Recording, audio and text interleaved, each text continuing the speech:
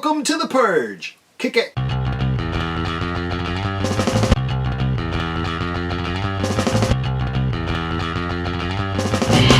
Alright, thanks for clicking on this video. The worst time in any record collector's life is time to purge. Hopefully for you new collectors, this time won't come for years and years and years. I'm an old guy. I've been listening to records ever since I was a wee little boy and just buying more and more, especially with the pandemic, 2020 and now into 2021. I've been buying more, trying to support local stores as well as supporting everybody online. It seems like I'm buying too much. So I had it for a while, a stack of about 120 albums that I just wasn't able to plug into the collection yet. They were just sitting on the floor and I would listen to one and put one in the collection, then I'd go out and buy 3 or 4 more, and then it kept growing and growing and growing. So I told myself I need to get the albums off the ground into the collection. So now all these ones, you'll see some albums kind of pulled out a little bit. Those are all the ones that were sitting there ready to be played before I put them in the collection. So now I know, obviously, if I see one sticking out, it's one that I need to listen to. This shelf here used to sit the 45s. Watch older videos of mine, you'll see these little 45 cases I had all on the shelf here. I needed that extra room, so I put the 45s in the closet. So originally, when I bought the house 5 years ago, you just buy a sliver of the house. The bank owns majority of their houses nowadays. So when I bought my sliver of this house 5 years ago, I had 2 of these shelves, and I thought, oh, that's more than enough. And then just 2 years ago, a year ago, I had to buy a 3rd shelf. And these shelves are only 30 bucks. I read online, these people are paying like $80, $100, $120 for record shelves from IKEA and places. Ugh. Whatever will hold a lot of weight can be a record shelf. Don't pay those crazy prices for record shelves. I did a video of tips of record collecting and stuff, and that's in there. I explained the shelves and all that, how to save money.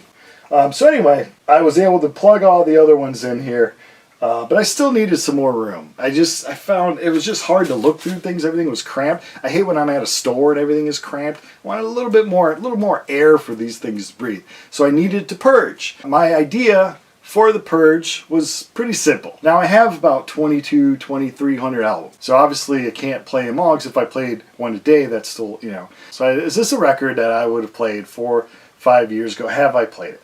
And is this a record that in the next 4 to 5 years will I actually play? And if the answers were no, and I'll show a quick video here, these were really easy choices. A lot of these I just bought for real cheap or I got for free, and it just didn't have enough songs on it that warrant me to keep them. The Cheap Trick there, that one I bought really cheap, and I brought it home to make sure I switched out the cover of the one I have, or the inner sleeve, or the actual LP. Is it cleaner than the one I have? So if you get something for cheap, you can always buy something you already have just to bring home and switch out. So anyway, I brought that stack, that clips that I just showed you, to a store. Now, when you're purging, there's always choices. You pull out the ones you're just not going to listen to anymore, and you can either put them on sale for eBay. I've sold some on eBay. You pack them up, you sell them. My rule for eBay is it's got to be a record that I know I'm going to get at least 10 to 12 US dollars for. If I don't get 10 to 12, I'm only getting 3 or 4. To me personally, it's not worth my time, taking the picture and listing it and all that stuff. But to each its own on that process. Marketplace, another thing. I've sold some stuff. I haven't sold music really. I don't know if I want somebody, coming and me putting an album on the porch right now. It's really hot and all that, so I just skipped that as an option. So anyway, I brought that stack of albums to the one of the local stores that I go to, and I know I usually get a good deal with them. And that one little stack of records turned into Judas Priest, Ram It Down. This is repressed this, and an original. I always thought I had this. This is one of these albums that I always thought I had, and I looked on my app and I was like, oh, I really don't have this. Kansas, Point of No Return. Obviously used from 1977. So in that process, it's slimming down the collection. Think about it. My wife likes to say, no, you just brought home 2 records. That's 2. No, it's subtracting from, it's slimming down. It's slimming down, people. So when I'm pulling things out, that round 1 that I showed you on video was easy to do. It was stuff. I used to play music at a club here in Chicago. It was kind of a punk hard rock club. and I used to carry some albums to the evening that I would spin and put some songs on it, kind of as a joke. You know, you're playing Slayer, then you're playing Olivia Newton-John to see who's paying attention. You know, stuff like that. Black Flag, and a little bit of John Denver. A lot of that stuff, since I don't spin anymore, unfortunately, I just play for my own amusement now. I need to slim it down. So that was round one, was easy. Now round two were albums that I've had that I think I might have want to still play, but I'm not sure. So these are all, I'm going to listen to these all one more time before I make the final decision.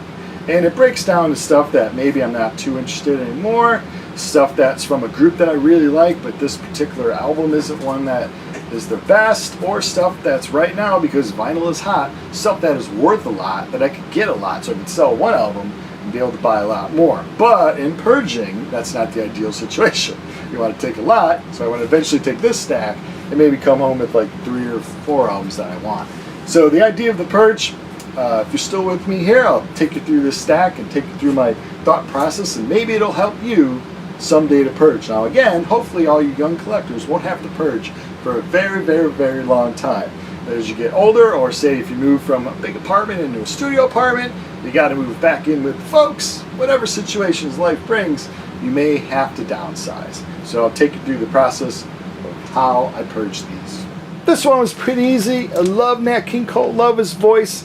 But these old 10 inches, I just don't see myself ever pulling out to really play. So there's a few punk rock ones here.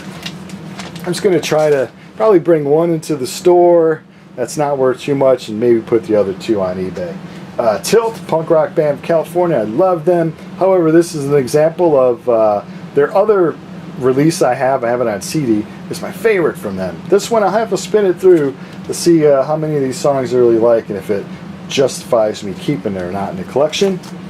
Whitesnake is live. I have Slide It In, love Slide It In. I think they peaked with that album.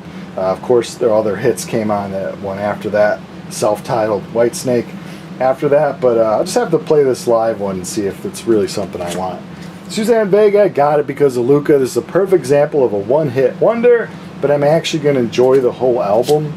I'll have to listen to it. Maybe she's got good songs, maybe not.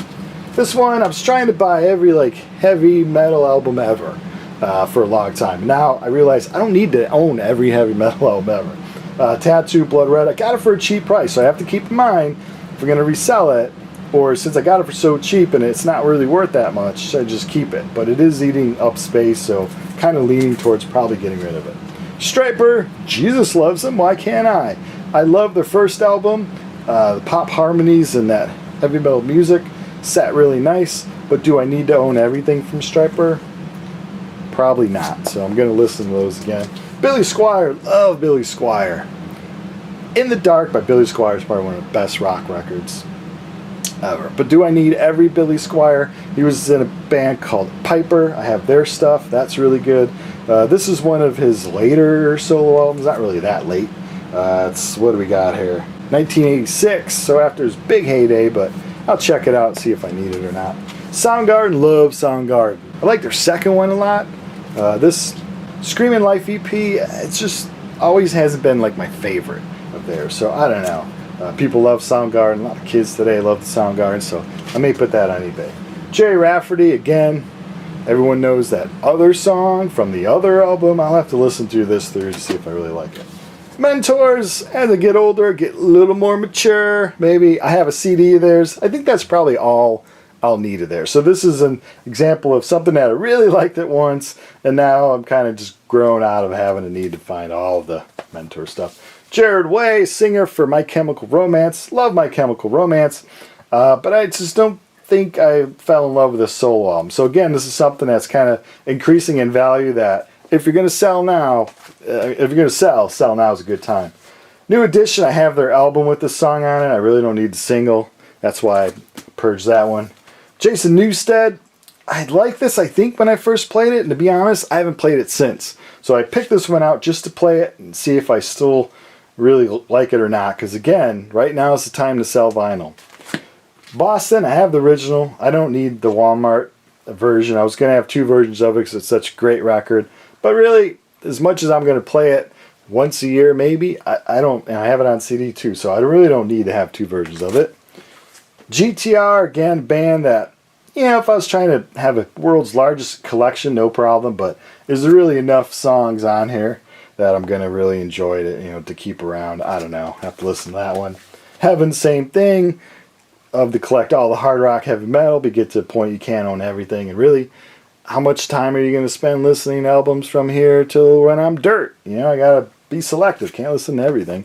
So, Fugazi, love Fugazi, but I don't know if I really like this one. So, I'll have to give it a spin and see.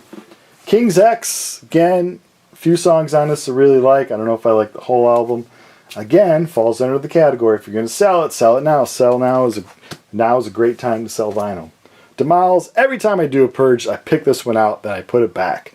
We'll see again. Maybe this is the finally time. Laughing at the Pieces. I think they do the Spirit in the Sky cover. Yeah, and I have that 45, so if I ever get an urge to listen to that song, I can play it here. I'm just going to check out the other songs really fast, see if I like it or not. Black and Blue falls into the heavy metal category. Do I really need to own everything by Black and Blue? They have another album that I really like, so I don't know if I need this one as well. Alda Nova, again, everyone knows his Life is Just a Fantasy song. That is not on this one. I'll have to listen to this one again, see if I like it. Let me get back in the frame here. So hopefully that thought process takes you through the purge and what you have to think of mentally, you know, in order to get rid of these records. Well, I hope you enjoyed this episode, and thanks for watching.